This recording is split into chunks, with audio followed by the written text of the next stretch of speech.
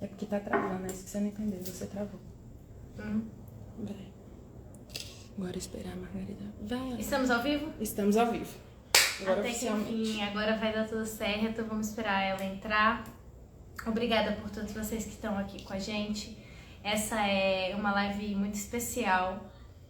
E é isso. É a primeira live do Laboratório Ancestral, uma live que a gente esperou muito.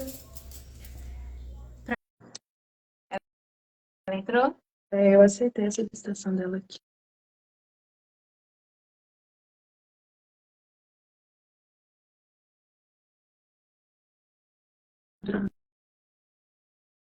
Gente, eu aceitei. Me vendo? Tô me vendo aí, gente? Eu continuo vendo Agora tá preto. tudo? Eu acho que o problema deve ser Margarida? aqui. Oi, tô te ouvindo. Não tá. Você falou também. Não acabou, não. Mas ela tá falando já. Ela tá aqui. É, eu tô te ouvindo. Só não tô te vendo, mas tô te ouvindo, vamos. Ela não tá dizendo ainda. Não. Tá me vendo direitinho? Tá tudo certinho aí? Você tá vendo ela? Sim, tudo certo. Eu não tô vendo. E ouvindo. Só conecta pra mim o fone. Conectou agora.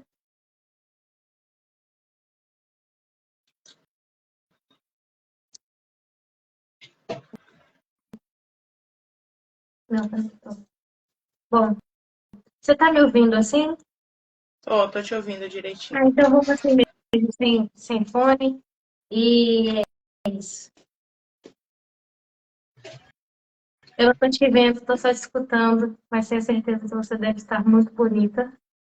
Eu também não tô te vendo, não. Te vi no início, né? Quando não tava na live. E agora, quando eu entrei, eu não tô conseguindo te ver, mas já deu pra ver que tá arrumadinha, tá direitinha.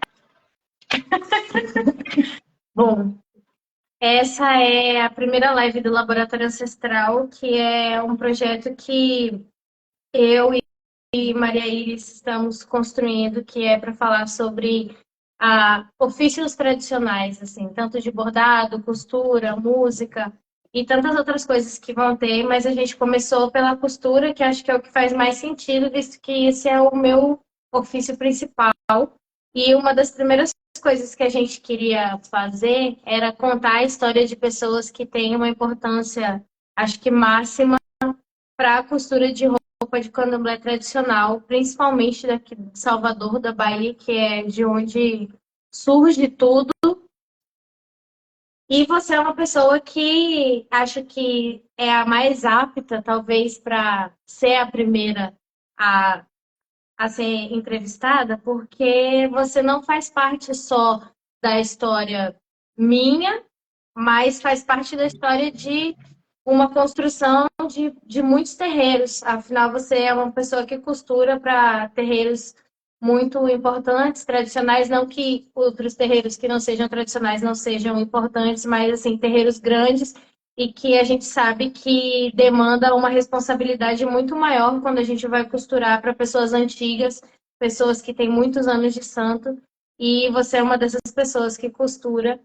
E é isso, eu queria que você se apresentasse um pouco, falasse de você, do que você faz, da Baió.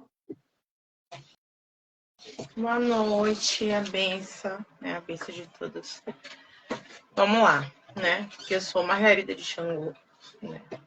Eu sou iniciada no terreiro de família, né? Da minha casa, em São Cristóvão, no Ilhéus, no Encaixe Bombochê. Pertenço a essa família de axé. Nasci e fui criada no terreiro da Casa Branca, né? Morei lá durante muitos anos da minha vida.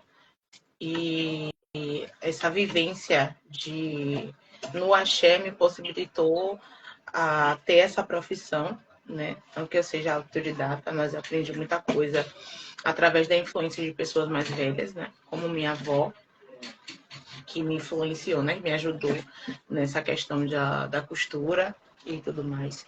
Eu comecei a ter interesse em costurar bem nova, né? Mas por falta de utensílios, né? Por falta de equipamento eu não tive como começar nesse período.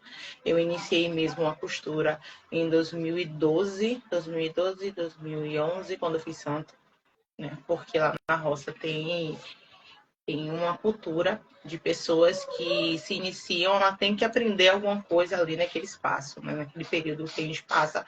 Lá na roça a gente passa 3 meses, né, de resguardo ali.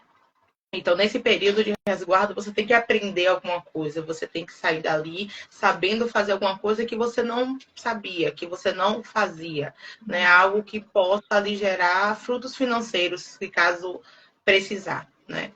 Aí minha avó ensinava a gente a costurar, que a gente tinha vontade de costurar. A gente começou a desfiar um tecido para poder bordar, né? Que o sonho dela é que a gente desfiasse aquele tecido e bordasse, e nos 7 anos a gente usasse aquele pão da costa. Não deu muito certo para mim, porque eu fiquei parei só na costura mesmo, que foi onde eu me interessei. Então, bordar não dava para mim. E ali a gente aprendeu a ter uma base de crochê, uma base de crochê. Quem não sabia cozinhar ia cozinhar, e assim as pessoas que não sabiam fazer alguma coisa, ela incluía aquela pessoa naquele espaço para que a pessoa conseguisse se desenvolver, né? Até para sua vida mesmo pessoal, né? É válido saber cozinhar, é válido saber passar, é válido saber fazer muitas coisas que o candomblé possibilita a gente aprender ali dentro, de acordo com a vivência. E aí eu comecei a costurar. Foi a partir daí que eu comecei a costurar, né? Eu tive o equipamento necessário, o material que eu precisava. E, deixa eu ver, eu me lembro que minha avó, ela não costurava em máquina. Ela costurava na mão.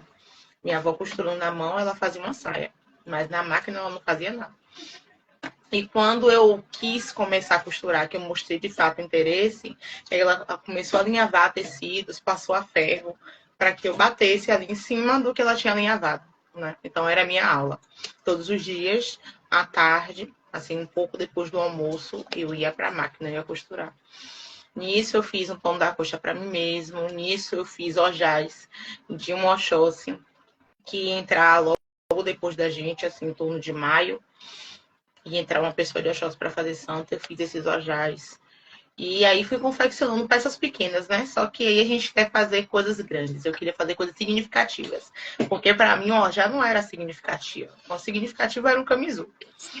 E aí minha avó cortou as peças, foi estudar tudo milimetricamente como é que a gente ia fazer o camisu. Botou um camisu assim, do avesso, pra gente tentar montar um camisu. E aí ela me deu um murim, né? Era pra tá aqui, eu não sei onde tá o camisu, depois eu vou procurar.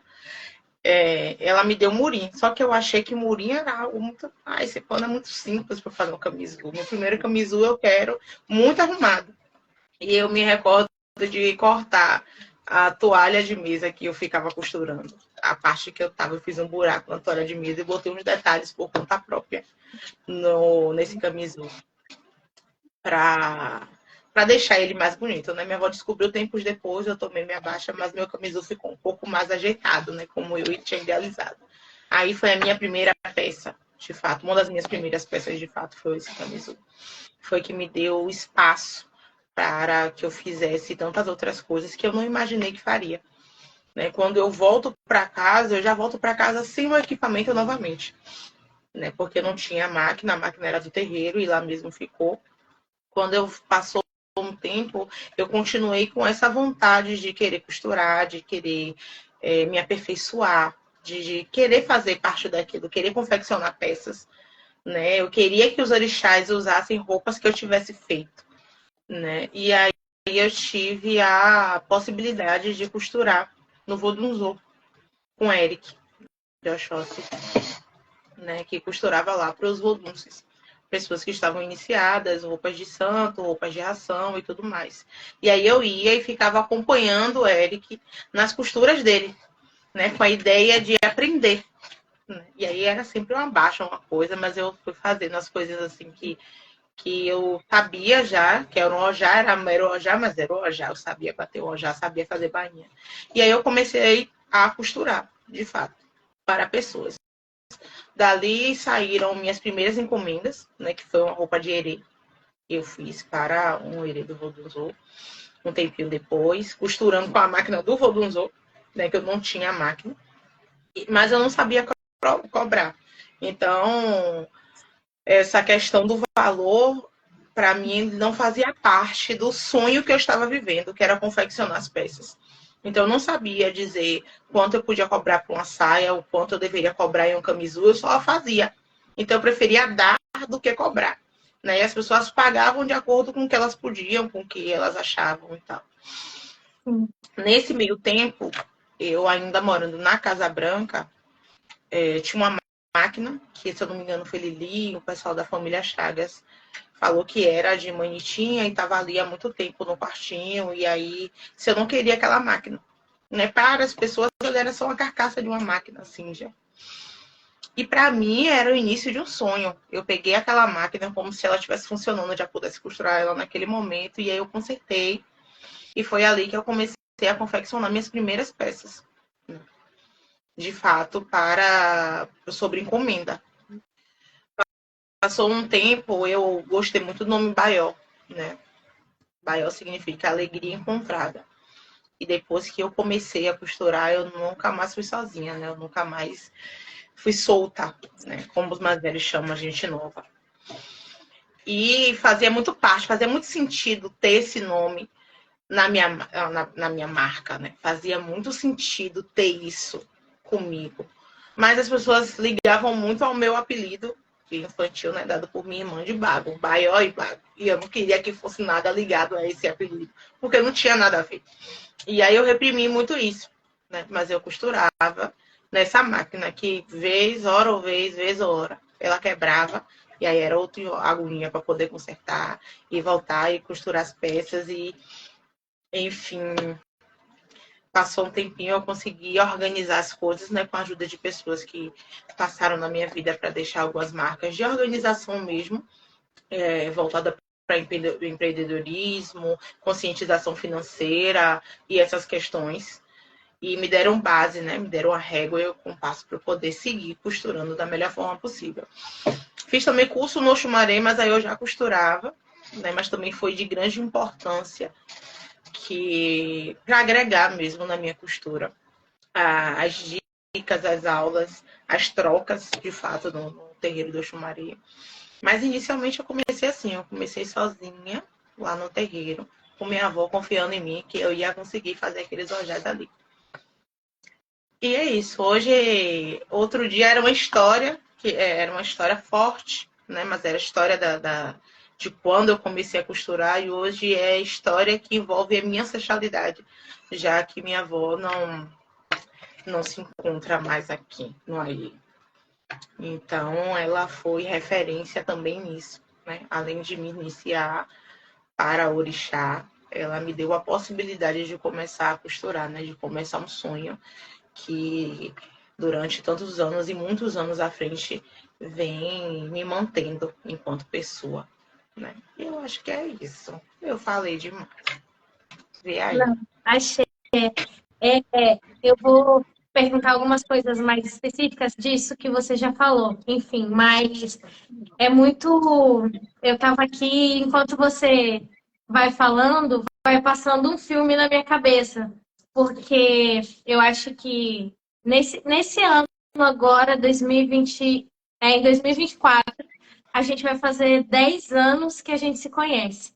E é muito doido, assim, enquanto você vai ouvindo, eu lembrando de todas as fases que a gente passou junto e você falando as coisas e sempre sendo uma grande referência para mim, porque como você sabe, como eu comecei, você me ajudou muito e acho que grande parte, assim, de tudo que eu sei foi você que me ajudou a construir.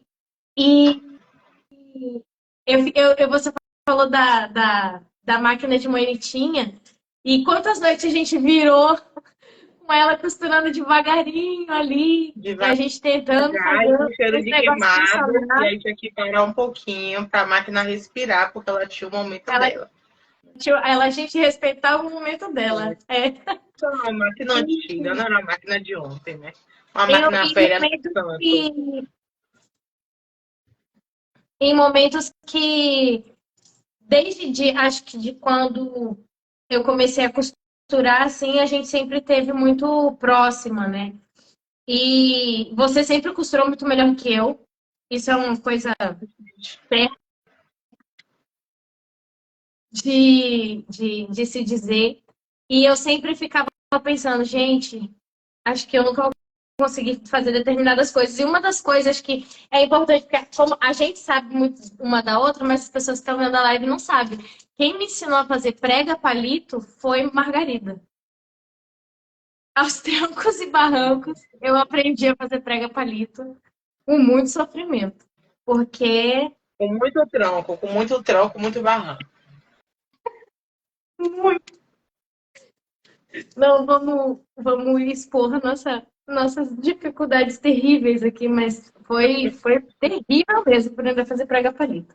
Enfim, mas não desistam, quando forem tentar, não desistam, porque de tanto persistir uma hora dá certo, funciona. Hoje em dia, acho que o que eu mais faço é prega palito. É importante quando você falar que você vai para o vodunzo costurar, porque a roupa que a gente é acostumado a costurar, por exemplo, para orixá, é diferente da roupa que a gente costura para vodum. E Isso. como foi para você lidar com essas diferenças e assimilar isso? Assim, Eric é uma pessoa que ele costura muito bem. Poderia hoje ter a marca dele também, mas a paciência não deixa.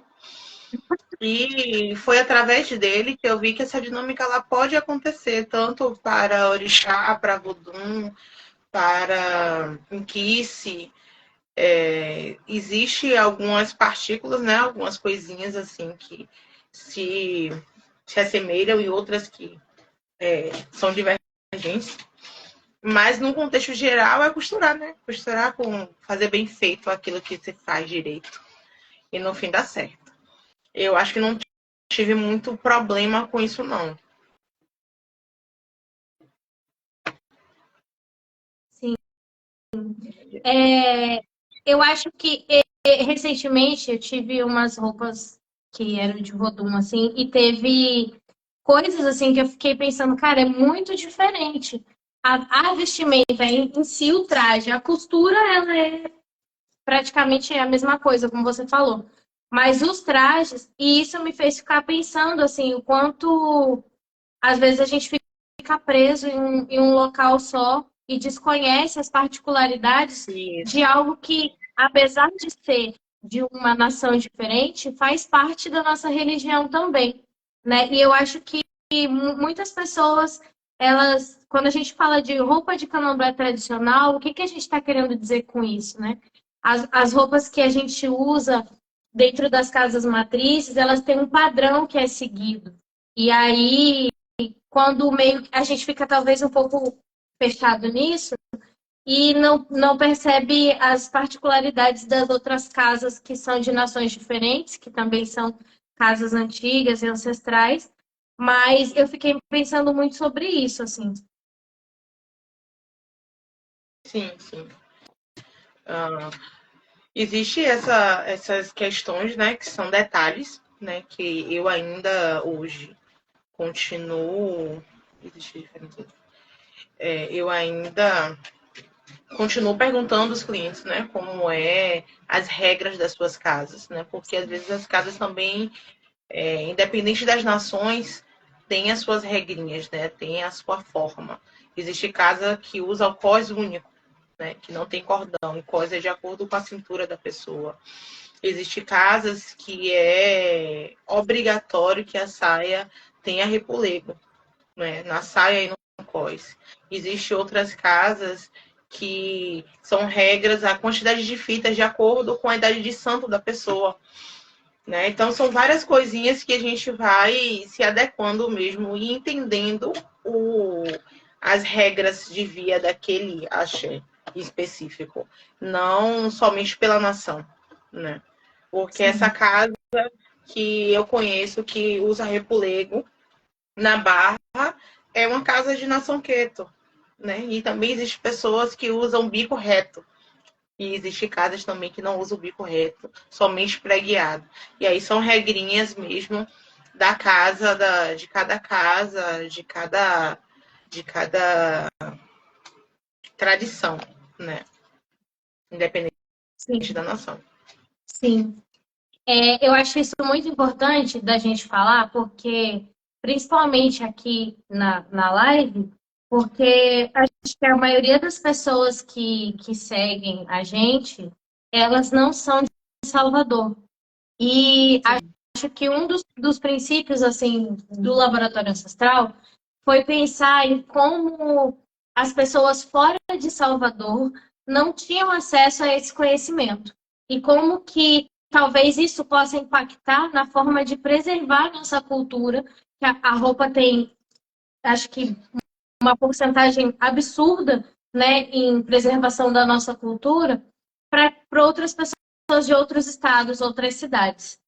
E acho que muita gente nem sabe o que é o repolego, porque a gente mesmo, que é nova, a gente tem a faixa de 25, 30 anos, a gente tem acesso a esse conhecimento, mas também não é algo tão comum para a gente assim, que era muito mais comum, por exemplo, para sua avó, para sua mãe.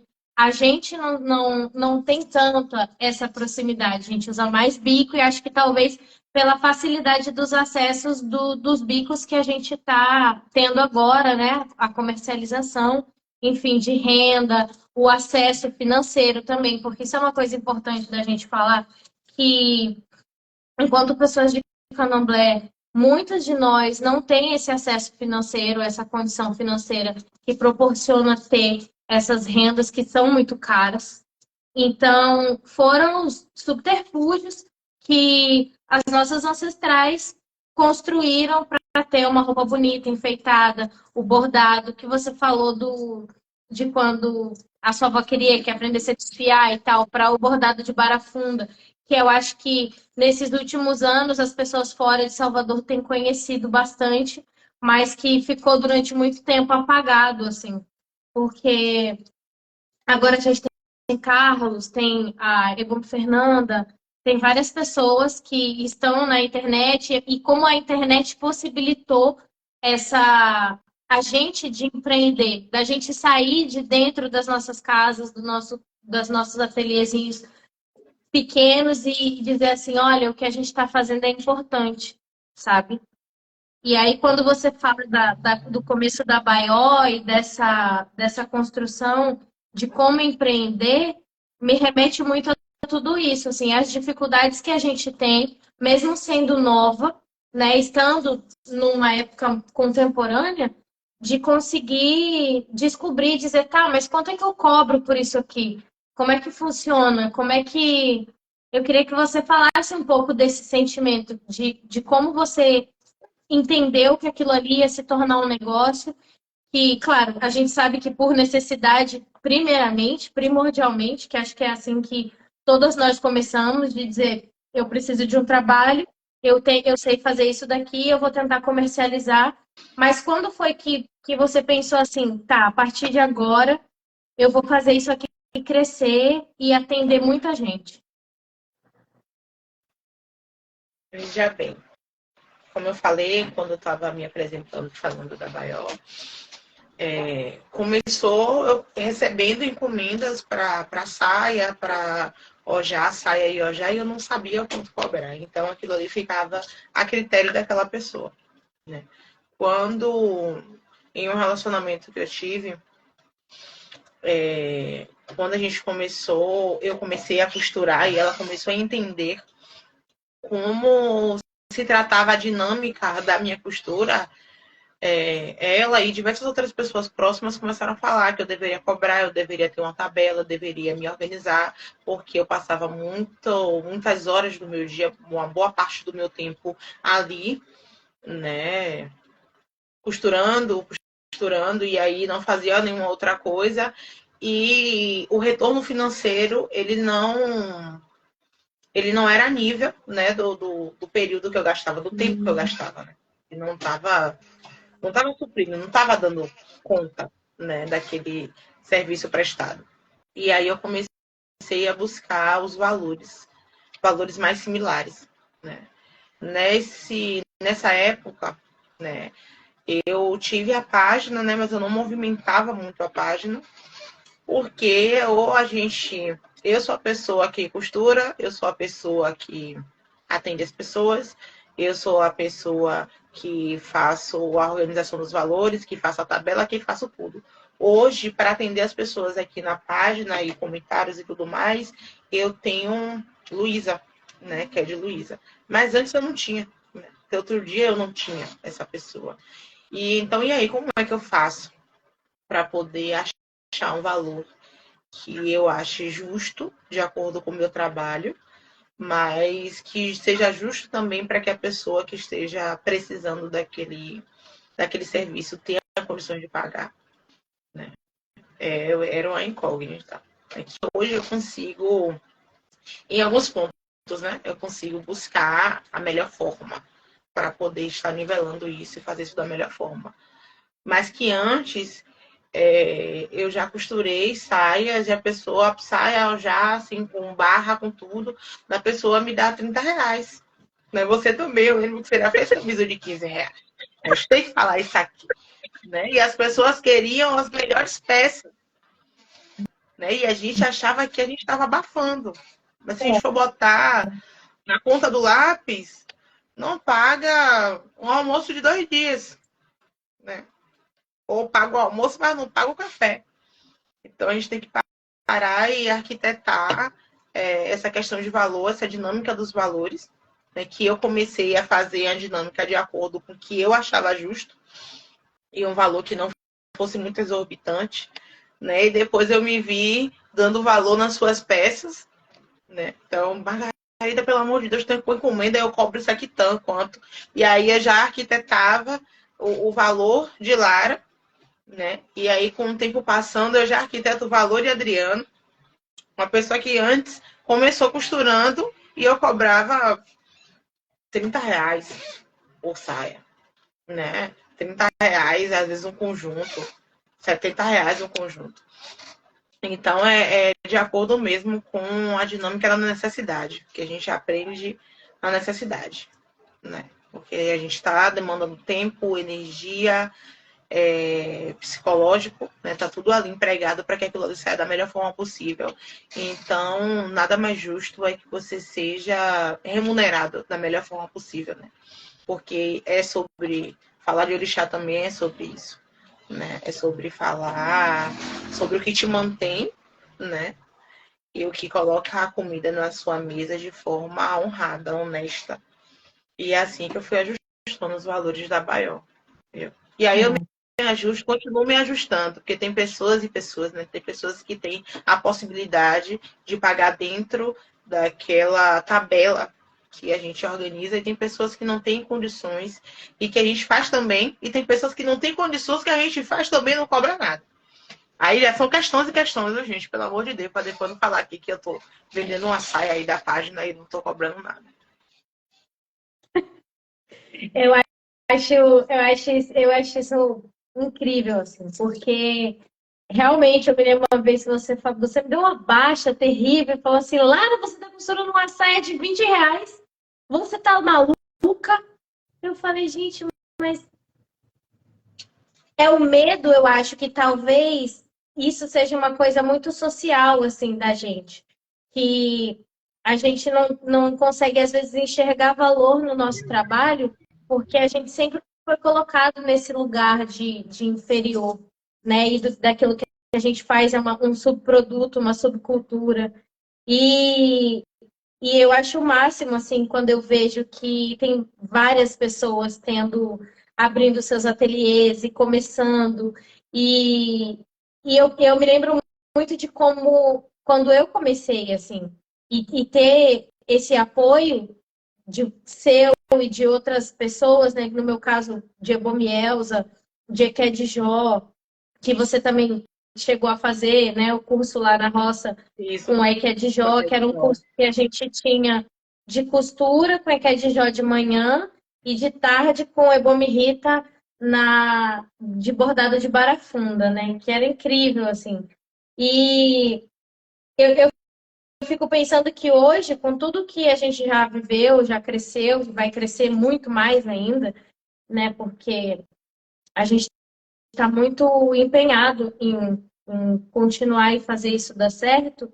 Essas pessoas que estão começando hoje, elas dependem muito também da gente, da gente estar dando essa referência, esses caminhos mais fáceis, né?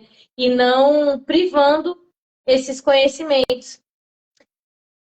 E eu acho isso muito mágico, porque eu sou essa pessoa de mostrar, de dizer, não, ali é mais barato, compra aqui, faz assim, porque muito disso eu aprendi com você. Você é uma pessoa que, vou contar um caso aqui engraçado, que foi quando eu vendi minha primeira bata e camisa de entremeio. Eu não sei se você lembra disso, mas você estava em Lauro de Freitas e eu recebi uma mensagem perguntando: você faz bata e camisa de entremeio? Eu falei: faço, eu faço. Nunca tinha feito na minha vida uma bata. Pensei: Margarida sabe fazer bata. Vou levar os entremeios para casa de Margarida e Margarida vai me ajudar. Comprei os entremeios e aí liguei para você e falei: Margot, você está em casa? Você... Naquele dia eu quase morro. Você não. Eu tô em Lauro de Freitas. Eu falei, Margarida, você precisa estar em casa, porque eu vendi uma bata e eu não sei fazer. Eu disse que sabia, lembro. Você disse, como é que você faz isso? Lara, para você falar inglês, primeiro você tem que falar português. Eu falei, gente, eu me lasquei. Aí você me ligou de chamada de vídeo, depois gravou um vídeo mostrando como fazer a bata. E eu fiz a bata, deu super certo.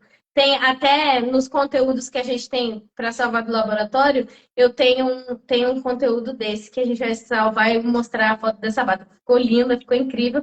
Mas se não fosse você, a coitada da moça ia ter recebido o dinheiro dela de volta, porque não ia ter bata nenhuma. E aí foi nessa aí que eu comecei a fazer bata e aprendi a fazer as batas.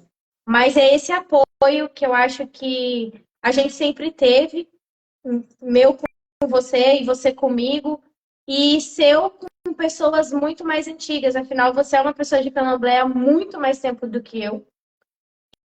E nasceu, né, dentro de um terreiro, de uma família de Candomblé, que é uma história completamente diferente da minha. E então você teve muito mais vivências com essas pessoas mais antigas, com essas tradições de ofícios de trabalho. E aí, como que fica a sua relação hoje com as pessoas que estão começando agora? Olha, eu ainda me sinto estranha, né, estando nesse lugar de referência. Porque eu parar para pensar e entender que eu costuro há mais de 10 anos, para mim é algo surreal. Às vezes nem eu mesmo acredito que eu costuro esse tempo todo. E estar nesse local de referência, eu ainda não consigo me ver nesse local, né? Mas eu tenho pessoas que eu influencio muito na costura, nos valores e na forma mesmo, na dinâmica de costurar. Eu continuo sendo essa pessoa que, se a pessoa quiser bater um ojá, quiser aprender, eu impulsiono essas pessoas a fazerem mesmo, porque dá certo, é bom. E é gratificante, né, para quem acredita, para quem vive orixá e acredita nas divindades, você não tem algo mais gratificante de você conseguir vivenciar, né? Ver uma divindade, usar uma. Então, as pessoas que começam a costurar e que me procuram, né, para mim é muito, muito foda, muito honrado estar nesse local e prestar, mínimo que seja, parte do que eu sei, né? Mas eu ainda não me considero nesse local. Eu ainda acho que ainda vou chegar lá, mas eu não consigo me ver como essa referência. Como eu tenho pessoas que me procuram e falam, me dê o valor, me ajude nisso, me dê aula, por favor. Eu acredito que eu ainda não comecei a ministrar aulas de costura voltadas para roupas de candomblé, porque eu ainda não me vejo nesse espaço que essas pessoas conseguem me ver como referência dentro disso, né? Eu comecei assim de uma forma tão falando, né? Falando que eu não consigo me ver nesse local, né? Eu costuro horas do meu dia, eu costuro até amanhecer, né? Ainda mais se eu estiver empolgada com aquela peça. Eu costuro até amanhecer e as pessoas dizem, meu Deus, você está costurando hoje é domingo, você está costurando, aí você não sabe, mas você está costurando. Mas é tão gratificante a gente saber que é um orixá que vai usar aquela peça.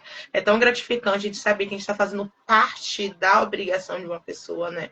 Parte de um ciclo, né, que se encerra e outro que se inicia na vida de pessoas. Então, quanto mais pessoas quiserem, né, costurar, o salto tá aí para todo mundo. E dá para todo mundo costurar também, gente. Eu não costuro para mim, então precisa de pessoas que costurem.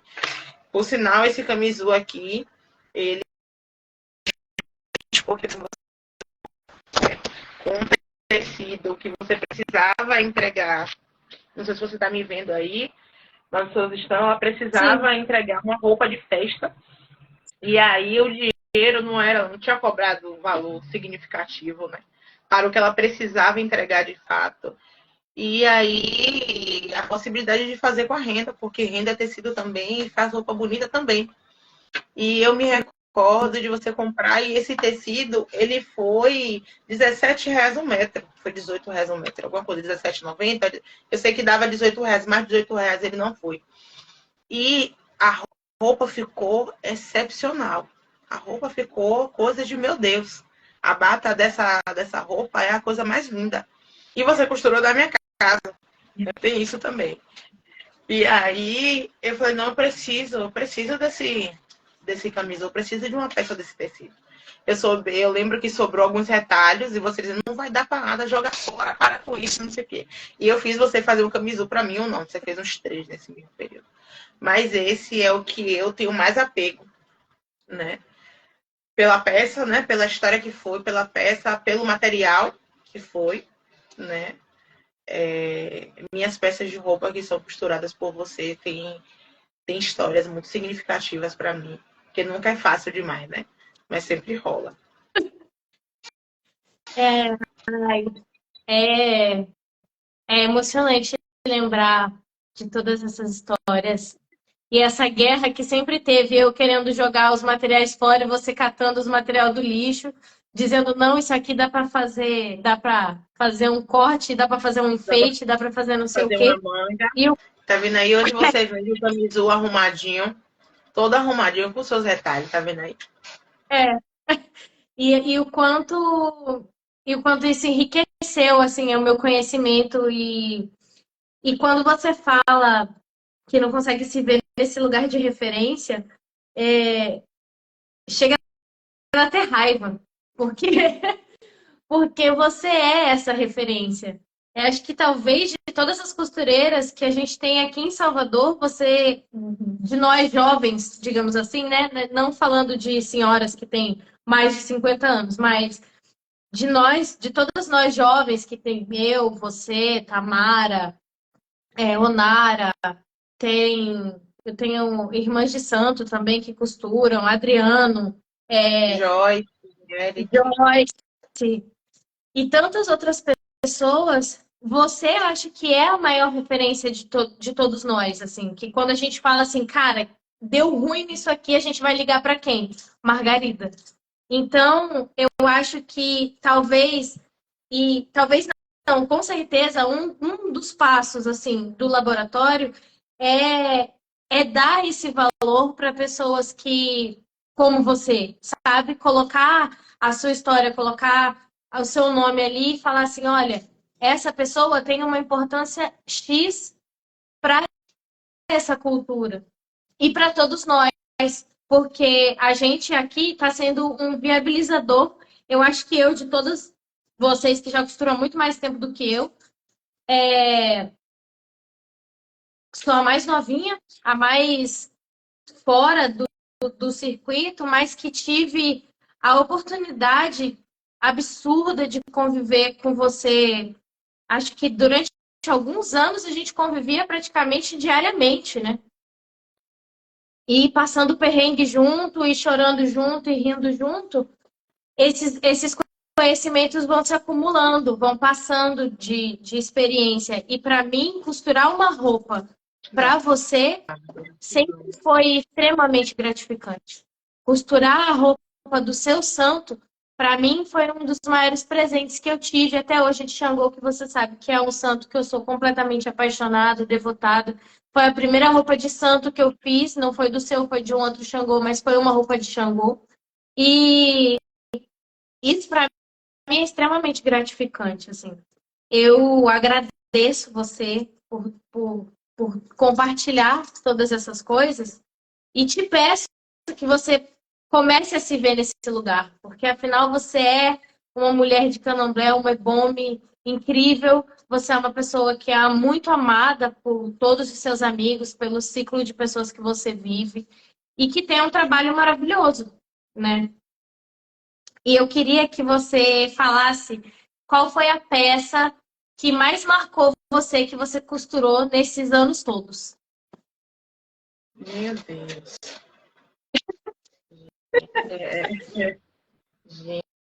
Gente, existem diversas peças que mexem comigo, né? Diversas peças que falam de momentos que eu vivi e que são muito significativas, né?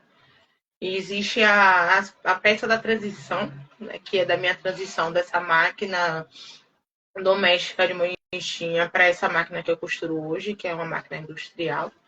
Essa transição foi feita há 3 anos, não, deve ter uns 4 anos atrás. Não me recordo assim, de forma certa. Não tem mais que 3 anos. Porque eu costurei para uns iaôs da Casa do Mensageiro. Né? Eu já tinha o valor, já tinha a tabela direitinha. E aí, costurando para esses iaôs, né, que foi um enxoval, eu consegui comprar minha máquina. Então, isso foi uma peça foram peças significativas para mim. Foi um trabalho da zorra, por conta da máquina, né? Mas o retorno foi benéfico, que é a máquina que eu costuro até hoje. Tem minhas primeiras roupas de orixá também mexeram muito comigo. Porque se a gente não se imagina sendo boa o suficiente, assim, começando, costurando para pessoas, imagine para o santo, né? Que é a roupa do momento, que é o momento do rum, é o momento que o orixá vai aparecer, é aquela roupa da sensação, é algo que é muito, que mexe muito com o psicológico da gente. Então as peças de orixá até hoje são peças que mexem muito comigo. Embora o meu, que rouba meu coração é ração, que eu gosto de fazer ração arrumadinha. Né? Tanto que uma vez a gente conversando, você falou, você faz tudo muito bem, mas as rações, Margarida, eu quero nas minhas obrigações que você costure minhas ações. Porque é onde eu me empenho, porque eu acredito que a gente precisa estar arrumada em todo o período. Né? Tem lugares, pessoas, na verdade, que se arrumam somente para festa. E aí na festa são aquelas roupas excepcionais. E durante o dia a pessoa tá ali lascada, tá com a pior roupa que pode, a roupa não tá limpa direito. Mas é um momento mais pessoal com a divindade, né? Quando a gente se apresenta ao orixá. Como a gente quer se apresentar na nossa vida, né? Tudo da melhor forma possível. Então, para fazer um ossé, para passar o dia, para estar em casa, para arriar uma comida, eu acho que a roupa ela tem que ser a mais impecável, né? De costura, de detalhes e da melhor forma possível que você possa se apresentar. Nesse momento íntimo que é de você com o orixá, você e sua comunidade. Então, as peças de ração que eu faço para obrigações são peças que mexem muito comigo, de forma muito significativa. É saber que aquela pessoa vai usar naquele período ali, ou depois, ou naquele processo de obrigação, no processo que é mais próximo, que a pessoa está mais próxima com sua divindade, a pessoa vai estar usando peças da Baiô. Para além da apresentação da noite, que é o dia da festa, né? O dia de receber pessoas, que não deixa de ser importante, mas aquele o antes, né? Também é importante as peças de orixá. Então são as peças que têm mais... Tem meu coração. Peça de ração tem meu coração. E você adora, você sempre fala, tem que fazer uma ração arrumadinha. E isso eu acho que fica muito assim para mim de uma educação de axé mesmo. Quando você Isso, fala, é muito referência do que eu passei enquanto pessoa de axé, enquanto Iaô, nesse período de Iaô com minha avó. Esse arrumadinha vem de minha avó. Né? Minha avó falava com a gente, mesmo que não fosse coisa de candomblé, porque eu morei muitos anos com ela, vai ter um aniversário para você ficar arrumadinha, bonitinha, tomadinha banho. Então, vai que vai começar a festa, vai ficar arrumadinha, tomadinha banho. Então, isso já é referência também ancestral, é referência de criação, né? Enquanto Iaô. Na minha casa, Iaô tem que ficar parecendo uma boneca. Durinha, uma camisa durinha, uma roupinha arrumadinha, o ó já no peito assim, impecável. Então, é a referência que eu tenho. E é muito bonito você ver o Iaô bem arrumadinho, você vê um ebome, cada um seu nível, né? Das peças que tem isso. O tipo da roupa de um, o tipo da roupa do outro, o detalhe da roupa de quem é ebome, o detalhe da roupa de quem já fez 3 anos, né? Aquele Iaô que já fez 3 anos, que já pode botar uma coisinha a mais. O Iaô que é recém-iniciado, né? Lá em casa, pelo menos, o bico da pessoa que vai se iniciar tem que ser do tecido, né? O bico do tecido. Então, é a saia de percal e o bico do próprio percal. E aí, depois você vai crescendo um pouquinho, as idades vão passando, e aí você já pode botar um biquinho, já pode botar uma coisa mais arrumadinha. Então, essa transição, né? E a organização, isso mexe muito comigo, isso me deixa muito orgulhosa quando eu confecciono, seja lá qual for, seja para o Iaô recém-iniciado ou para a pessoa que vai fazer a obrigação de 7 anos. Sim. Isso é muito da nossa educação, e eu me lembro que eu sempre fui muito desligada assim, com a minha roupa, né? E não vou mentir, eu sou até hoje, Margarida sabe, quem vai nas festas da casa de Exumaré e me vê, muitas vezes vai me ver de roupa de Margarida. Porque quantas rodas eu fiz com as suas saias por ter só 2, 3 saias de roda, que é aquela coisa, casa de ferreiro, espeto de pau. E eu não. E isso me pegava muito, assim, quando você falava, você tem que estar arrumada. Como é que tá desarrumada no orô? Tem que estar arrumada no orô, tem que estar. E aquilo não fazia sentido para mim na época, muito nova. E só depois de um tempo eu fui entender o quanto é importante a gente estar arrumado o tempo todo para trabalhar, para limpar, para fazer qualquer coisa, porque a gente está o tempo todo em contato com a nossa fé, com o nosso orixá, A nossa com os orixás que divindade, estão né? naquele espaço. Entender que aquele momento também é especial para além das festas, né? Que é a apresentação ao público, né? É o período que você está ali em comunhão com a sua divindade, né? Com os orixás, com a sua comunidade. Então, se as pessoas que vêm de fora, que vêm de outras casas, elas merecem ele encontrar da melhor forma possível, o seu orixá tem que te encontrar 2 vezes mais. Sim, sim. Eu queria que você falasse um pouco. A gente está num momento, assim, eu acho que com a internet a gente tem muita oportunidade de ver o que está acontecendo fora daqui da nossa realidade. E eu acho que a gente até acaba ficando um pouco fechado, assim, dentro da nossa comunidade, dentro dos nossos costumes. Mas a gente tem hoje uma facilidade de acesso, enfim, com tecidos muito elegantes e entremeio principalmente. Mas não é uma realidade tão comum para a gente, né? Você como uma pessoa que nasceu e se criou dentro da Casa Branca, que vem de uma tradição bem antiga, sabe que existem outras coisas, outros elementos que significam que tem uma riqueza grande nessas roupas de festa. E que hoje a maioria das pessoas elas usam roupas todas de entremeio, que seria o que seria, acho que, mais luxuoso, talvez. E como que você lida com isso, assim? Quando você começa a costurar muita coisa de entremeio, você chegou a perceber essa mudança de dizer assim, nossa, até determinado lugar a gente estava usando esse tipo de roupa como uma roupa mais luxuosa. A partir de agora a gente está vivendo um outro momento.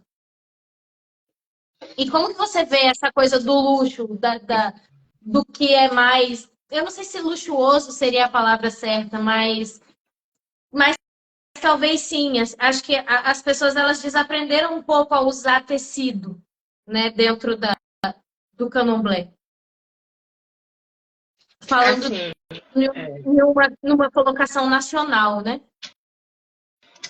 assim, o aviamento de linha, né? O bico de linha, o bico entre meio de linha, ele já era cultural, ele já era usado, pelo menos na Casa Branca, nas casas que eu frequento, eles não eram usados como são hoje, né? Como uma peça principal, né? Tanto que minha mãe, minha madrinha Simone, Nitorê, mãe Tinha, mãe Tatá, elas tinham quebra-goma, gente, quebra-goma, é o quebra-goma, que era somente de entremeio. Que era não, são somente de entremeio. Né? O que é o quebra-goma? É aquela peça, aquela saia que ela não tá nem muito dura e nem muito mole, né? Tá com uma goma maleável que é colocada antes da saia principal. Ou seja, às vezes o tecido da saia podia ser simples, mas o quebra-goma era todo de entremeio. Né? Então, essas peças elas já tinham, né? Elas já existiam.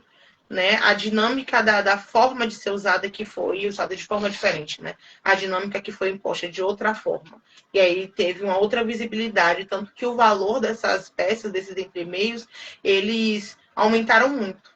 Referente à questão, a forma de se vestir e de se apresentar perante as nossas roupas, é algo muito complicado, né? Que hoje em dia o pessoal só quer saber ou de entremeio, muito entremeio, ou de ancará, né? As pessoas não querem, não se ligam mais em fazer saias de tecido, né? Saias de tecido que não sejam gripi, né? São peças que também ficam legais, são peças que também têm um bom caimento, são peças que também ficam bonitas, né? Eu entendo isso como a dinâmica mesmo da vida. A todo momento a gente encontra tecidos que você pode fazer uma roupa para orixá da melhor forma possível, que você pode fazer melhor do que você tinha antes. Faz parte da evolução, né? Assim como qualquer coisa na nossa vida, como a geladeira, que antigamente de uma porta só e de tal forma era boa. E hoje em dia existe geladeira de 2 portas em cima, 2 embaixo, enfim. São a dinâmica mesmo da vida, né? Antigamente, eu lembro que a manjar de minha mãe tem uma roupa que é toda de lantejola. É lantejola para todo lado. A roupa brilha, brilha. Surreal aquele tecido. Mas no período que minha mãe fez aquela roupa para Iemanjá, aquele tecido era a sensação do momento. Era o melhor que ela tinha para poder oferecer. Era o melhor do momento, é o melhor que tinha nas lojas. Era roupas de paetê e roupas de lantejola. Então, Iemanjá, naquele momento, teve o melhor tecido. Né? E aí o tempo foi passando e foi existindo, né? Foram criados que são considerados hoje como o melhor do momento. Eu entendo sobre a questão de querer se amostrar, né? Como a pessoa fala, pô, não tá querendo se amostrar. Tem de fato isso acontece, mas tem também querer oferecer o melhor para o seu orixá. Né? Eu costumo dizer às pessoas que se a gente se arruma muito para ir num aniversário, ou se uma pessoa que é de um segmento espiritual, outro segmento religioso, como a igreja, as pessoas se arrumam muito para ir para o culto. Parece que aquelas pessoas vão para um aniversário de 15 anos, elas vão debutar. Elas estão com o melhor vestido, que são vestidos de festa, um salto alto, e às vezes aquela igreja, aquele culto vai ser na casa da vizinha. Então elas se arrumam muito por quê? Será que são só pelas pessoas? Ou é pelo que está acontecendo ali, pelo encontro, né, com Deus e com o que elas acreditam? Né? Por que com a gente candomblé tem que ser diferente?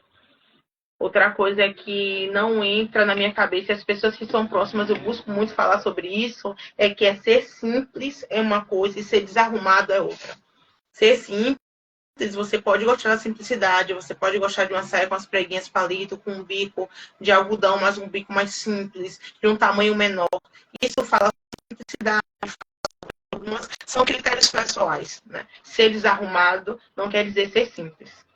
né? Você pode optar por ter roupas de um outro segmento que não seja somente todo de entremeio. Está tão arrumado quanto, né? Ser desarrumado não tem nada a ver com simplicidade, não tem nada a ver com questão de idade de santo. Porque às vezes as pessoas querem que pessoas novas estejam com peças inferiores para mostrar que elas são novas de santo. Às vezes não é sobre isso. Às vezes é sobre, em algumas casas, a quantidade de fita que está na barra daquela saia, né? Tem lugares que as fitas são de acordo com a idade de santo daquela pessoa. Então ali já fala sobre o tempo que aquela pessoa tem de santo, ali já fala sobre em qual idade, né, em qual nicho dentro daquela relação hierárquica que aquela pessoa se encontra. Aquela pessoa acabou de fazer santo, a pessoa que não tem obrigação de 3 anos. Aquela pessoa que tem uma obrigação de 3 anos, ou aquela pessoa já é um ebome, né? Por isso que algumas casas usam o lacinho no peito. Também é uma forma de diferenciar quem já tem a obrigação de 7 anos ou de 6 anos, dependendo da cultura da casa, quem já tem essas obrigações e quem não tem essas obrigações, né? Ser simples é uma coisa, ser desorganizado, desarrumado é outra coisa. A referência desse... Eu venho dessa vivência de entre meio ser quebra-goma, né? Que hoje eu tenho uma saia que é um quebra-goma, mas que eu uso como saia. Então, são pessoas que para mim são referências de vestimentas, né? Como minha mãe, como essas pessoas que eu cresci vendo se arrumar.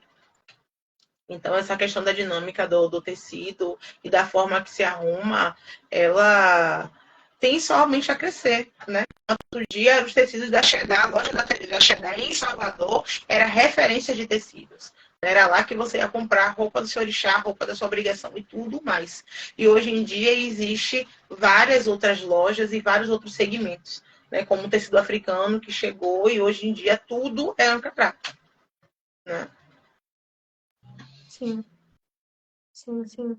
E acho que a gente tem aqui em Salvador uma dificuldade muito grande de encontrar os bicos e os entremeios, né? Porque são extremamente superfaturados o que chega aqui pra gente.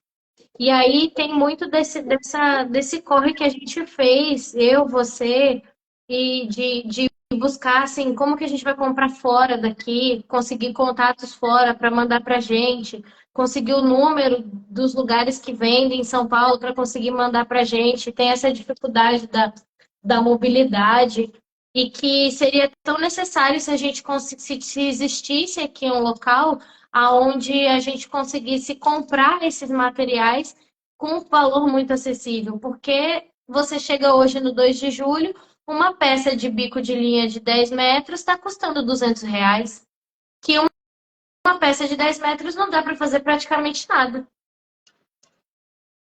Então, aí os valores acabam indo lá para cima, a gente tem um valor em Salvador, que é um valor diferente dos valores que são cobrados em outras cidades, porque, enfim, cada cidade tem a sua dinâmica financeira e acaba sendo algo muito exorbitante para a gente que costura, né? Sim, não é acessível, né? Em certo momento, eu conversando com uma pessoa que trabalha na Cheddar e também essa mesma conversa com a pessoa da feira é que eles sabem o período, né, que as pessoas de Candomblé geralmente fazem a obrigação, né, que são um período que as peças, o tecido fica mais caro, fim de ano, no período de junino, né, também os valores aumentam, né? E aí a gente não tem como fazer aquele valor camarada, né, que aquelas pessoas pedem, que é aquela... Dá para fazer de forma, dá para fazer de tal forma, de questão financeira, a gente não tem como fazer, porque aqui a gente já encontra os materiais de forma superfaturadas, né? Um aviamento hoje, aqui em Salvador, 1 metro de um bico de gripe, 1 metro, o mínimo que você paga por ele é R$ 12 um metro. Às vezes não, a maioria das vezes o bico ele sai muito mais caro do que o tecido, de fato. Então, a dinâmica de costurar, ser costureira, né, e empreendedora desse segmento em Salvador é algo que é bem puxado. A gente faz mesmo porque a gente é do orixá, porque é bem puxado. Trabalhar com peças a pronta entrega em Salvador é muito puxado, né? Sim. E aí a gente achar um valor justo dentro dessa dinâmica do aviamento, que às vezes é a parte simples, né? É uma peça, é um bico que está entremeado naquela roupa. O valor é tão exorbitante que acaba que a gente tem que mexer no valor da nossa mão de obra para conseguir conciliar os valores, as pessoas não acharem que aquela peça está exorbitante demais e você não conseguir ter saída naquela peça, né? Então, é algo que mexe muito com a gente, esses valores dos aviamentos hoje em Salvador. É algo que, para mim, ele é bem complicado. E aí, conseguir esses contatos de fora quebra é uma mão na roda, na verdade, que é o que eu ia falar. É uma mão na roda, mas quando a gente não consegue, que a encomenda é para logo, e você precisa daquele material, e você tem que conseguir, né, aquilo correndo, você tem que conseguir entregar aquelas peças. E aí você se vê refém das lojas de Salvador, né, com tecido, com aviamentos superfaturados, e entender que você tem que cobrar muito mais barato na sua mão de obra para que o valor total ele se assemelhe no que a pessoa pode pagar, né? Ele fique conivente com o que a pessoa pode te oferecer, o valor que você pode oferecer para o cliente, na verdade. E aí acaba sucateando o nosso trabalho, né? Que é a gente enriquecendo as grandes empresas que são portadoras dos materiais, né? Da matéria-prima, e a gente fica com o mínimo do mínimo do mínimo, mas dentro de tudo isso, assim, eu fico muito feliz de poder compartilhar esse momento com você e de saber que você também se importa com a gente expandir e mostrar para as outras pessoas o que a gente faz, e não só mostrar, mas ensinar de alguma forma o que a gente faz. Contar com você, com seus conhecimentos, é algo muito importante para mim, enquanto pessoa, mas também é importante para mim, enquanto pessoa que está à frente desse projeto com Maria Iris, e de poder saber que você você está com a gente, independente de Alguém está qualquer pedindo aqui coisa. para abrir as perguntas ao público. Tem perguntas? É que eu estou longe do computador e eu não estou conseguindo enxergar. Paula está pedindo para abrir as perguntas. Pronto, vocês podem perguntar, então, o que vocês tiverem de dúvidas, o que vocês quiserem saber. Podem mandar perguntas para a Margarida ou para mim, enfim. E, enquanto isso, a gente vai conversando mais. Eu adoro conversar, você sabe disso. Muito. E, enfim, esses últimos dias, quando a gente começou a subir as coisas do laboratório, a gente recebeu um monte de pessoas falando assim, poxa, eu queria aprender, eu queria saber costurar. E acho que uma peça que foi a que você falou, né, que mais marcou você, e eu acho que é a que mais me marcou também, que é o camisu, porque o camisu, ele carrega uma série de elementos, né, de identidade, de porquês, de complexidade. Eu tô assim, Rafael, sou da Xebomboxi. Margarida, você é do Xebomboxi. Sim. Eu Sim. sou. E aí, e o camisu, acho que é uma das principais peças, né? Que as pessoas têm mais dificuldade. Eu queria saber, assim, o que você acha de ensinar desse conhecimento, sabe? De abrir isso, de dizer assim, ó, vamos então ensinar, vamos fazer as pessoas entenderem como funciona. Assim, eu sou apaixonada por ensinar, seja lá o que for. né? Eu tenho para mim que eu nasci para isso, né? No momento certo, tudo dá certo.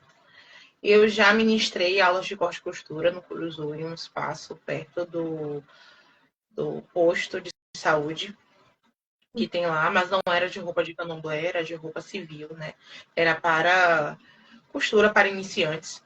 E ali, de fato, eu entendi que era o que eu gostava, né? E aí eu dei aulas para algumas pessoas, né? Algumas senhoras, né? A linha majoritária do público era senhoras.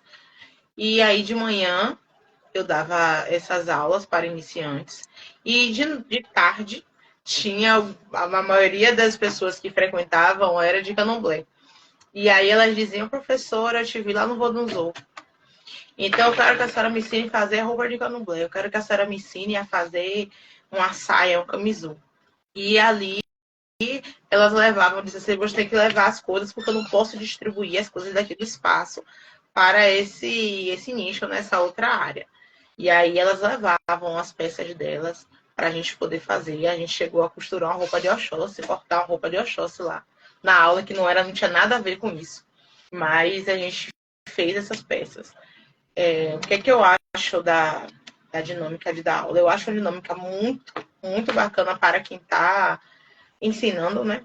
E também para quem está recebendo, nessa forma de ser grato e de receber, né, orientações de acordo com o sonho das pessoas, tornar esses sonhos realidade, né? Assim como fizeram comigo, né, que queria costurar. Eu acho uma ideia muito bacana para quem de fato quer mesmo aprender, seja para comercializar as peças ou para fazer de forma muito pessoal. Sim, que massa. Tem A gente tem pergunta uma aqui. pergunta aqui do Bruno Paulino, que ele fala assim: que incrível, então você já viu as roupas de Mãe Caetana? Pois, segundo Jaime Sodré, ela era detetora da alta costura do candomblé. Olha, no Pilão de Prata existe um memorial, né, de Mãe Caetana, com peças dela, seja de candomblé ou peças pessoais, como hobby, sou apaixonada por hobby, como hobby e demais coisas dela. Não vivenciei, não estive viva, né, nesse período que ela estava. Sim. Quando eu nasci, ela já tinha voltado para casa. Então eu não vivenciei nada com ela e não tive como tocar ou peguei nenhuma peça dela. Eu não posso dizer que eu fiz isso, sendo que eu não fiz. Mas lá no terreiro do Pilão de Prata existem várias peças dela disponíveis mesmo, para as pessoas verem, tirar foto e ver o trabalho, que era um trabalho muito minucioso, né? Com menos recursos, mas um trabalho muito minucioso e muito significativo. As costuras Sim. antigas é algo que é surreal. E sem o Quando apoio a de gente, a várias gente pensa máquinas que a gente assim, tem hoje, né? sim, quando a gente pensa nesse passado assim que não é tão distante, mas é bem distante da gente, que é muito jovem, eu me lembro que eu tenho uma amiga que ela tem uma bata, que é uma bata de Eked, que foi feita à mão por mãe menininha. E é uma bata de rechelier, toda bordada de borboleta. E é surreal, assim, a qualidade do trabalho que era feito, né, com tão poucos recursos, tudo feito à mão. E são peças que tem. Hoje eu tive a oportunidade. Eu tenho uma saia que tem 75 anos de santo. Sim, tem quase o triplo da minha idade, praticamente.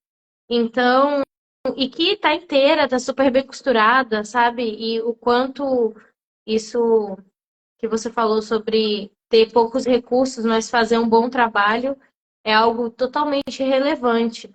A, a Paula, vira aqui, eu vou tentar voltar aqui, porque eu não estou conseguindo achar o comentário dela. Mas se eu não me engano, a Paula é um ebome lá da minha roça, da casa de Chumarei.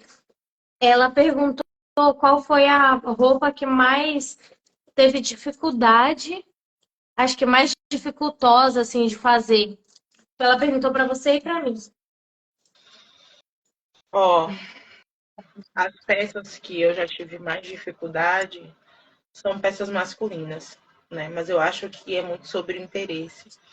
O Nara, me falou alguma coisa uma vez, né? Elas não Inclusive estão tá na recentes, live. mas A Onara também. acabou de entrar, eu vi ali. A Onara entrou. E a Onara também. A Onara foi uma das costureiras de axé daqui de Salvador, que também é empreendedora, que também faz esse trabalho. Pode Isso daí é continuar. uma siga também, viu, gente? O trabalho de minha irmã, que ela é bem boa. É. O Nara falou uma coisa, não, eu tenho essa questão, né, de costurar somente aquilo que eu gosto, né? E para quem é empreendedor, você tem que costurar, você costura para pessoas de candomblé, você tem que receber as encomendas e fazer, né?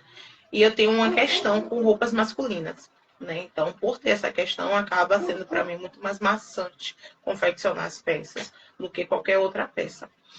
E ela me chamou a atenção sobre isso, né? Já que eu costuro para pessoas de candomblé, eu tenho que estar aberta para costurar roupas masculinas também, né? Eu tenho que estar apta para costurar roupas masculinas e que às vezes aquela questão não era sobre não saber, né? Sobre ser difícil. E sim, eu estava criando questões em cima daquelas peças, né? Eu estava criando questões em cima de confeccionar aquelas peças. Então, que aquilo ali foi criado pela minha cabeça e foi mesmo, porque minha irmã tá certa. Aí é isso. É. E só a gente sabe o quanto a gente se bateu para costurar roupa de masculina, né? Porque eu vou te falar, hoje eu olho para minha roupa masculina e falo assim, tá muito bom. Mas acho que até um ano atrás eu olhava e pensava, ainda não tá do jeito Ainda que não tá eu legal. queria. Ainda não. É. Isso. E a gente tem Desde muito muito isso, né, de interessante ser essa live, perfeccionista. um tema diferente, já estou super interessada em aprender. Daisy É. é uma pessoa Ó, o que não Helder sabe, é mas fez um. uma saia de ração que dava para ser meu presente. A roupa estava maravilhosa. Espero que você se empolgue mesmo e queira fazer ainda mais. Gente, eu não É, enxergo direito. eu não sei, É, a gente não respondeu a pergunta da Paula, que foi sobre como a gente contornou a situação e qual foi a roupa mais difícil que a gente já fez menina, e que deu algum problema. a situação é costurar. Costurar e descosturar. Qualquer peça que você precise descosturar mais de 2 vezes, a peça já está difícil já. Já tá dando dor de cabeça, já tá difícil. Porque se tem uma coisa que costureira não gosta, é de descosturar a peça. Ah, eu acho que a minha peça mais difícil, eu acho que foi uma roupa dessa daí, foi uma roupa de prega-palito que Margarida fazia eu descosturar.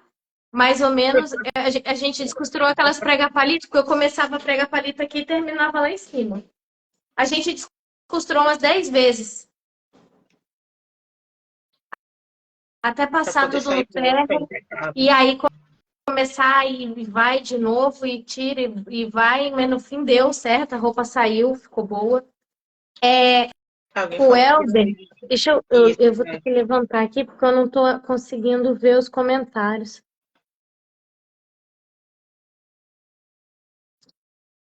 É, aí eu já descosturei algumas roupas para Lara. Realmente, eu boto todas as pessoas para descosturar. Você consegue subir os comentários, por favor, Maria? Aqui não consegue, não, amiga. Lê o comentário do Helder para mim, que ele falou um comentário interessante, que é sobre no Rio de Janeiro, quem são as referências de roupa tradicional. Aqui no Rio de Janeiro, as referências de vestimentas femininas e conhecidas por andar sempre com as roupas mais tradicionais eram Mãe Regina, Bambochê. isso, Mãe Nitinha, Mãe Agripina e hoje Mãe Meninazinha. Hum. Aí já fala duas ancestrais minhas, né? Mãe Regina Bombochê, que era mãe de santo da minha avó, e mãe Itinha, né? Graças às divindades, eu tive a honra de poder vivenciar com elas alguns momentos da minha vida. E são referência. Não era, não. Continuam sendo. Porque elas eram impecáveis nas vestimentas, nas roupas e na forma mesmo de se vestir durante o dia todo. É daí também que sai essa questão de estar arrumadinha o dia todo, em todos os momentos, né? São muitas possibilidades de estar procurando. Olha só, a Janice está falando que quer um vestido das suas mãos A Genice me deu a honra de confeccionar a roupa da obrigação de 7 anos dela, que está no forninho, tá, tá quase lá. Daqui a pouco vai ser entregue e ela tá deixando aqui um comentário de carinho pra gente, dizendo que quer um vestido feito por você. E eu também quero, viu, Margarida? Faça um vestido pra mim, que eu mereço. Tô precisando de uma roupa. Por que vestido, né, gente? Vamos fazer assim, ó. Faz comigo as saias de ração arrumadinha, né? Faz com Lara as roupas de entremeio, faz os vestidos com Nara, gente. Faz com a Yomessan. Meus vestidos são da Yomessan. Porque Lara não faz vestidos, Lara só costura roupas de candomblé mesmo. Lara não faz vestido, Lara não faz outro tipo de roupa, a não ser roupa de candomblé. Eu não tenho paciência nenhuma para fazer outro tipo de roupa. Vocês lembram a primeira roupa que fizeram e qual sentimento que tiveram? Eu já falei na história, minha primeira peça de fato foi um camisul. Que breve eu vou achar ele direitinho, vou botar a foto dele aqui na página.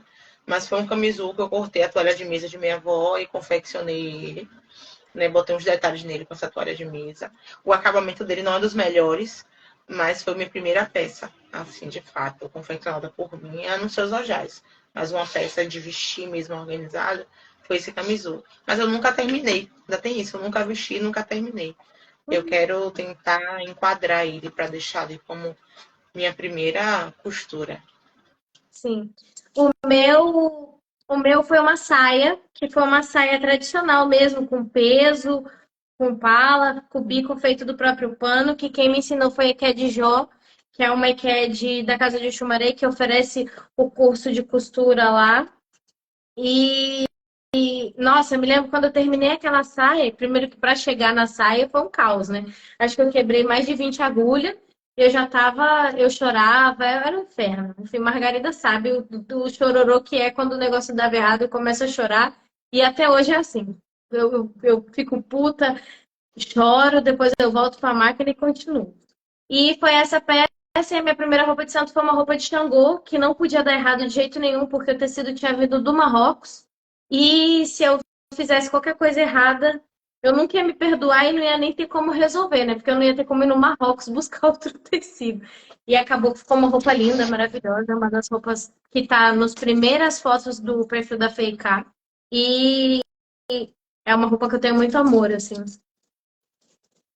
Alguém perguntou se o curso na Casa de Xumaré ainda é oferecido.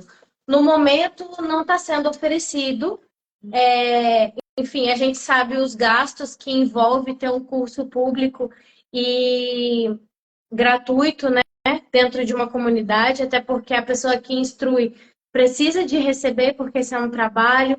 A gente, na Casa de Xumaré, a gente sempre tem o costume de oferecer o lanche, tem a questão dos materiais, que também eram fornecidos pela casa, para que as pessoas pudessem costurar. E com tudo isso que a gente viveu nos últimos anos, essas verbas, elas foram cortadas, né? Então, os terreiros, acho que mais do que todos nós, resistiram de uma forma muito difícil nesses últimos anos de governo, e por isso os projetos sociais, eles acabaram parando. Existem projetos agora sendo avaliados para que possam voltar, e junto com outros novos projetos também de ofícios, porque a gente entende que é importante para a nossa comunidade, que muitas vezes não tem condições de comprar um curso, de investir em educação, e os terreiros fazem esse trabalho, né, de educar a sua comunidade. Então, por enquanto, não está tendo ainda, mas existe a possibilidade de ser, sim, colocado novamente. Bom, tem pessoas falando, enfim, agradecendo, falando que foi incrível a live. E para mim foi incrível também dividir esse espaço com você.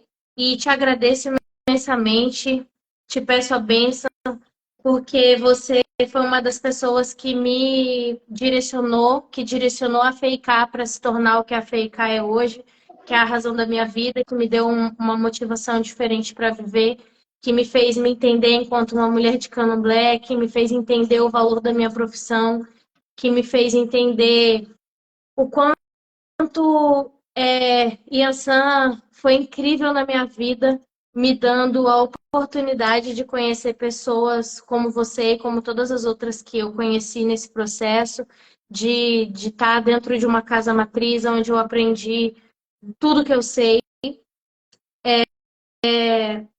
Te agradeço enormemente. E é isso. Vamos caminhar para o final, mas eu queria deixar assim um convite de que, se você estiver disposta, a gente faça uma entrevista com você para mostrar um pouco das suas peças, das peças que você faz, para a gente deixar isso armazenado, guardado mesmo, como um curta-metragem, como um memorial, para a gente deixar marcado na nossa história e na sua também. Eu te agradeço. Eu agradeço pela confiança, né, pela relação, já que você lembrou que são 10 anos, eu não lembrava. Né, não, essa questão eu me perco muito nas contas. Então, eu agradeço, né, por me ter como referência, embora eu não me veja nesse local de fala, né, eu agradeço muito por isso. Espero que a gente possa trocar muito mais, né, existem peças aí que a gente precisa ainda aprender, que a gente precisa criar, que a gente precisa estar superando sempre, né, nossas expectativas e as expectativas alheias, de acordo com o mercado, né, até para que a gente se mantenha, a gente precisa estar sempre trocando, né, os conhecimentos. Eu espero mesmo que a gente tenha vida com saúde, paz e prosperidade, para poder ser luz também na vida de outras pessoas, né, dar orientação e ajudar para que outras pessoas consigam confeccionar suas peças, ou até que a gente consiga confeccionar peça para essas pessoas. Agradeço também a quem ficou aqui, a quem veio, a quem me ouviu, a quem tirou dessa vivência, né, desse início de vivência da minha vida, né, da minha história enquanto costureira, enquanto filha de orixá e também costureira de orixá e de pessoas de orixá. Eu não costuro peças do dia a dia, né? Meu nicho é mesmo costura de candomblé para pessoas de candomblé, né? E é isso. Bora e tá tudo certo. Achei. É isso. Eu quero agradecer a todas as pessoas que ficaram na live. A Maria está me cobrando aqui para falar se você aceita o nosso convite de mostrar suas peças, de gravar. Aceito sim, claro. Eu agradeço a todo mundo que ficou aqui com a gente até o final.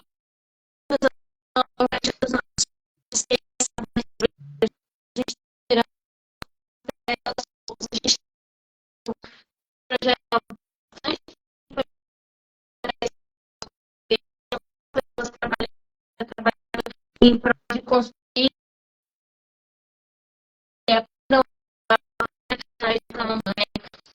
e transformar isso num negócio que elas possam cuidar, não só para si próprias, mas para suas famílias, para conseguir ganhar dinheiro, viver a vida de uma forma melhor, que a gente conseguiu, né, nos nossos negócios, tendo as nossas famílias.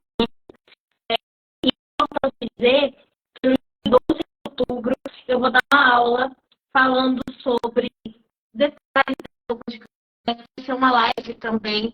E nesse dia a gente vai deixar todas as dúvidas que vocês têm mandado, tanto nas caixinhas de pergunta quanto nos direct. A gente vai responder nesse dia. Eu vou mostrar várias peças mais tradicionais, peças mais atuais, a diferença delas, materiais e tudo que vocês têm pedido e que a gente está trabalhando para recrutar esses conhecimentos nessa live do dia 12, que vai ser uma grande aula que eu espero que agregue muito na vida de todo mundo.